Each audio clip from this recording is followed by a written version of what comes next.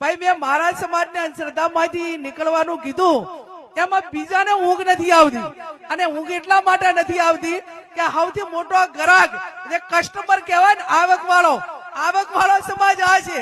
તો આ સમાજ અંધશ્રદ્ધામાંથી નીકળી જાય તો બધા બીજાને તો ઘણી બધી તકલીફો પડે.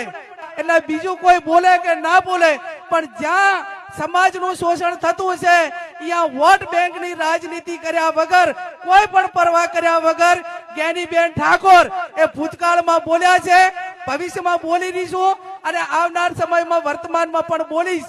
જ્યાં પણ મને એમ લાગતું છે કે સમાજને કે લોકોને આનાથી નુકસાન થઈ રહ્યું છે, એમાં કોઈ પણ પ્રકારની પરવા કર્યા વગર જ્યાં પણ બોલવાનું છે એ ખુલ્લા મનથી બોલીશ. એટલે મહેરબાની કરીને જેને ટીકા ને ટિપ્પણી કરવી હોય એ પોતાનો લોકશાહીની અંદર એ સ્વતંત્ર અધિકાર છે, પણ એ બહુ લાંબો સમય નહીં ચાલે. આજે સત્ય છે એ વસ્તુ સત્ય રહેવાની છે.